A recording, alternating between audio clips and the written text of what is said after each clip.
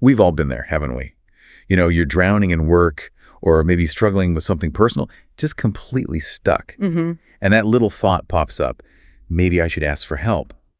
But then, almost instantly, this huge wave of resistance washes over you. Yeah, that's a really common feeling. No, I should be able to do this. Asking means I'm weak, not good enough. It's the strange paradox, right? We jump to help others, but asking for ourselves, we freeze. Absolutely. It's fascinating. So today we're doing a deep dive into exactly that. Why do we see asking for help this way? And we'll explore how actually embracing it isn't a weakness at all. It's a real strength, a key to growth, really, in all parts of life. Mhm. Okay, so let's dig in. What is it about asking for help? Why does it feel so difficult sometimes? What's that barrier? Well, it's like there's this invisible wall, Psychologically, it runs deep. A big part is vulnerability. Vulnerability. Yeah. Asking for help, it just feels inherently vulnerable. It opens you up to, well, maybe getting rejected or being judged. And a lot of us have this mistaken belief deep down that we should be totally self-sufficient, that we should handle everything on our own. Mm-hmm. The shoulds. Exactly. So admitting you need help feels like you're failing that standard, like it's a sign of weakness or maybe even dependence. I definitely recognize that feeling, that little voice saying, don't ask, you'll look stupid or, incompetent. It's a strong pull. It really is. That fear of judgment is huge. Appearing incompetent, powerless, inferior. Those are powerful fears. Yeah. Think about the stories we tell ourselves, right? Oh, I don't want to be a burden, or I'll just figure it out, which can take forever. Or even that self-critical thought, I should already know how to do this. Ugh, yes. The shoulds again. It's often a mix of pride, maybe stubbornness too, and it can lead people to struggle alone for way too long, wasting time, energy, sometimes even money. There was this great example from a coach, Ashley Jansen, talking about literally crying on her stairs because she was so overwhelmed before she finally asked for help with, house cleaning. It sounds small, but that's the kind of breaking point people hit. And the impact of holding back like that, it's not trivial, is it? It can lead to people just crumbling under the stress, trying to juggle everything alone at work or at home. Absolutely. It becomes this incredibly isolating burden. And, it connects to wider societal pressures, too. How so? Well, think about traditional expectations for men, for instance. Often taught not to show vulnerability, right? Be the strong, silent type. Right. And for women in leadership, sometimes there's this pressure to be almost like a martyr, a fear that asking for help might undermine their authority somehow. Interesting. So it affects different groups maybe differently, but the core resistance is there. Definitely. We even see it in schools. Students sometimes see asking for help as admitting defeat because our culture can be kind of obsessed with this idea of effortless success. Effortless success. Yeah. Yeah, that resonates. So this mindset really holds us back, keeps us stuck. Okay, but despite all these reasons why we resist, all these deep-seated fears, here's where it gets really fascinating. Almost paradoxical, actually. Mm-hmm. What if that very thing we avoid asking for help actually makes us seem stronger, more capable, not just to ourselves, but in how others see us, too? Sounds backwards, but the research points that way. It really does. It's a powerful shift in perspective. There was this study from Harvard Business School, a pretty significant one, that found something quite surprising. Okay. People actually perceive individuals who seek advice as being more competent, not less. More competent. That completely flips the script on the fear of looking foolish. Exactly. It directly challenges that common fear. That's the paradox we're talking about. Okay, so that Harvard study is really counterintuitive. My gut reaction, and probably for many listeners too, is that asking makes you look like you don't know. So why? What's the psychology behind seeing advice seekers as more competent? Is it just flattering the person you ask, or is there more to it? That's a great question. It's not just about ego stroking, although, yeah, that's a small part of it. But there are bigger things at play. First, asking for advice actually signals practical wisdom. Practical wisdom. Yeah, it shows you're smart enough to recognize what you don't know, right? And you're efficient. You're willing to gather information to make a better decision. It's seen as a strategic move. Okay, that makes sense. Second, it demonstrates confidence. Think about it. You have to be willing to be a bit vulnerable, to take an interpersonal risk to ask. Right. That willingness itself signals strength. It shows you believe in your ability to learn and overcome the challenge. You're not afraid to admit a gap because you trust yourself to fill it. Confidence through vulnerability. Interesting. And yes, third, it does flatter the advisor's ego a bit. Being asked acknowledges their expertise. It makes them feel good, affirmed, like, oh, she thinks I know my stuff, or he was smart to ask me because I have valuable insight. The Ben Franklin effect, kind of. Exactly like the Ben Franklin effect. Doing you a favor makes them like you more. And it works even better when it's a direct personal ask. That really changes things, doesn't it? Shifting the frame from I'm bothering them to I'm showing wisdom and confidence.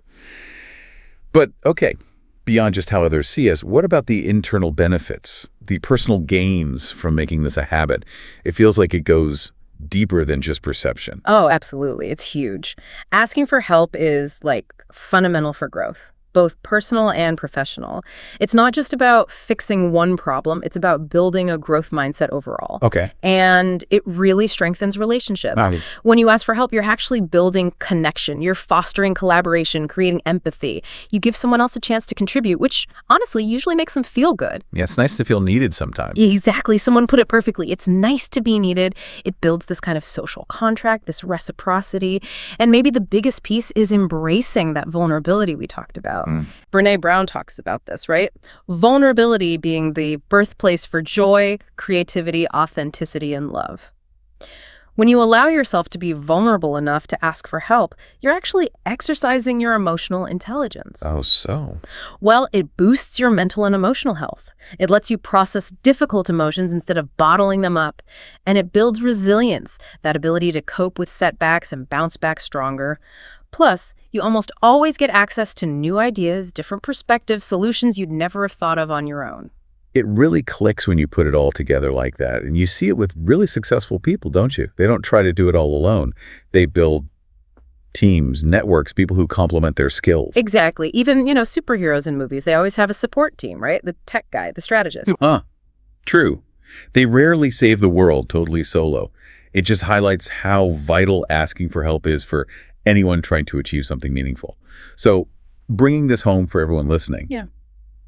What does this mean for you in your day-to-day life? How can you actually start building this asking for help muscle? Because it really does sound like a skill you can practice. It absolutely is a skill. And like any skill, practice makes perfect, or at least much better. Okay, so some practical steps. First, you need to get better at just noticing the struggle earlier. Okay, like self-awareness. Exactly. Recognize when you're starting to feel stuck or overwhelmed before you hit that breaking point, before you're, metaphorically crying on the stairs. That building pressure, that nagging feeling, that's the signal. Pay attention earlier. That image, crying on the stairs, it really does hit home. Many of us have probably had a version of that moment, right? Where the I have to do this alone mindset finally crumbles. What's going on mentally just before someone finally asks? Well, often it's a bit of a cognitive trap. We're laser focused on the potential downside of asking, embarrassment, looking weak, whatever. And we completely ignore the very real, often mounting costs of not asking. Like stress, burnout. Exactly. Stress, burnout, wasted time, maybe even a worse outcome. Which brings us to the second step. Once you notice you're struggling, evaluate if it's really time to ask. Not every little hurdle needs help, right? Sometimes you just need a break or a fresh look. Sure. But ask yourself, is this taking up way too much time or energy? Do I actually lack the skill or info needed here? Would getting help lead to a much better, faster, or more creative result? If yes, then it's probably time. Okay, third step, and this one's a biggie for a lot of people. Yeah. Trust other people's boundaries. You have to operate from the assumption that most people are willing to help, and often they actually enjoy sharing their expertise. Give them the chance to say yes or no. Precisely. Give them the agency to decide.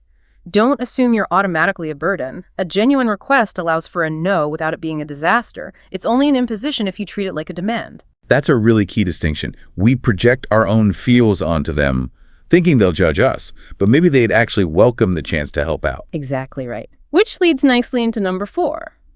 Flip the script. Just take a second and think about how you feel when someone asks you for help. Usually it feels pretty good, right? Helpful, maybe even a little flattered. Yeah, generally positive, not usually like an imposition. Right. So try applying that same perspective when you're the one needing to ask. It can really help shift how you feel about it. 5th, weigh the potential consequences versus the benefits. Really challenge that worst-case scenario thinking. What's the absolute worst that happens if they say no? You're basically back where you started. Still have to figure it out. Exactly, you're no worse off. But what's the potential upside if they say yes? You could get a fresh perspective, new ideas, finish faster, get emotional support. The potential gains almost always outweigh that fear of a no. Then, okay, when you actually make the ask, make it a genuine request without attachment. Be clear about what you need, but be genuinely okay if the answer is no. Don't take it personally. So it's not a demand in disguise. Precisely. If you find yourself getting upset or resentful if someone says no, it probably wasn't a true request. It was more like an expectation you had. A genuine request respects their ability to decline. Right. It's about clearly stating a need, not imposing it, and trusting the relationship can handle either outcome. That makes sense. Yeah. And then, assuming you get help, the next step is crucial. Be easy to support. Okay. What does that look like? Be open to the feedback or help offered. Express real, specific gratitude, not just a quick thanks. And let them help in their own way. Don't try to micromanage the help you're getting. Right. Make it a good experience for them, too. Exactly. It makes them much more likely to want to help again. And finally, maybe counterintuitively, give generously yourself. Be the person who helps others without keeping score. How does that help you ask for help? It reinforces the value of support in your own mind and in your network. It creates this positive cycle. You build goodwill, and often that support finds its way back to you, maybe not from the same person, but it comes back. It builds a stronger, more supportive environment all around. These are really practical, actionable steps for individuals. Yeah. Okay, let's shift gears slightly. For people listening who are in leadership roles or part of a team, how do we create work environments where asking for help isn't just, okay, but actually expected, even celebrated? Because it's about culture too, right? Not just individual habits. Oh, that's such a critical piece for any team or organization that wants to be resilient, adaptable, especially when things get tough. Research shows companies with that kind of helping culture are just stronger. So how do you build that culture? Well, the number one thing, absolutely crucial. Leaders have to model asking for help. You have to lead by example. Walk the talk. Exactly. Publicly admit when you don't know something, when you need input, when you need support from your team. Show that you need to figure things out sometimes, too. That makes it normal. It makes it safe. Yeah, if the boss is doing it, it completely changes the dynamic. It's not weakness, it's just how things get done effectively. Precisely. It builds psychological safety. Then you should build on existing strengths. Look at what your team already does well in terms of collaboration or support and intentionally amplify that. Name it, reinforce it. Okay. And really importantly, reward help-seeking and collaboration. Don't just reward the solo heroic effort. Actively recognize people who ask for help and make sure team wins, collaborative achievements, get the spotlight. Show that's what you value. You also need to structure things to encourage engagement. Just having an open-door policy often isn't enough. It's too passive. Right. It puts all the burden on the person needing help to initiate. Exactly. Be more proactive. Offer specific help. Hey, want to spend 30 minutes looking at this together later? Or, like someone mentioned online, a tech lead set up dedicated office hours on their calendar just for team questions. Makes it easy to reach out. Oh, that's a great idea, especially for remote teams. Yeah. Another really smart tweak is broadening what counts as a blocker in daily stand-ups or check-ins. Oh, so? Often we think of blockers as just technical problems, right? Code won't compile, system down. But blocker could also be needing direction, needing clarity, needing a sounding board. Frame it that way. It legitimizes asking for help with the softer stuff, which is often just as critical. That's really insightful. It validates needing guidance, not just fixing a technical glitch. Because sometimes the biggest obstacle is that lack of clarity. Exactly. You can also encourage more peer-to-peer support. Maybe adapt the Ask Three Before Me idea from schools. Encourage folks to check with a couple of colleagues first. It builds shared knowledge and responsibility. Spreads the expertise around. Right. And don't forget the simple stuff. Actively build social connections on the team. Informal chats, team activities, whatever, helps break down those invisible barriers that might stop someone from just asking a quick question. And keep working to change the narrative. Consistently message, tell stories that asking for help is smart. It's strategic. It's a sign of strength and adaptability. Share examples of when asking for help led to a great outcome. Make it the norm, the success story. Yes. And finally, super important, protect your givers. The people on the team who are always helping everyone else. You need to make sure they feel empowered and encouraged to ask for help too so they don't burn out. Right, because if your main helpers collapse, the whole system suffers. Exactly. You need to sustain the sustainers. Wow. Okay. What a fantastic deep dive. We've really taken apart those invisible walls, haven't we? Uncovered why asking for help feels hard, but also why it's actually this incredible source of strength. We've got practical steps for you, the listener, and strategies for leaders building better teams. It really seems clear now asking for help isn't a flaw at all. It's an act of strength, definitely. Self-awareness, courage, all of that. And it ties back to that idea of vulnerability, doesn't it? It's not something to shy away from. It's really essential for meaningful human experience. Embracing it leads to more authenticity, more empathy, deeper connections, and that genuine resilience we all need, the ability to not just bounce back, but to actually grow from challenges. So as we wrap up, here's something for you to think about. What's one challenge, big or small, that you're currently trying to muscle through alone, just carrying that weight by yourself? Okay. What if your next big step forward, that breakthrough insight, that feeling of relief, what if it's just one question away? Consider what you stand to gain, truly gain, by embracing this strength.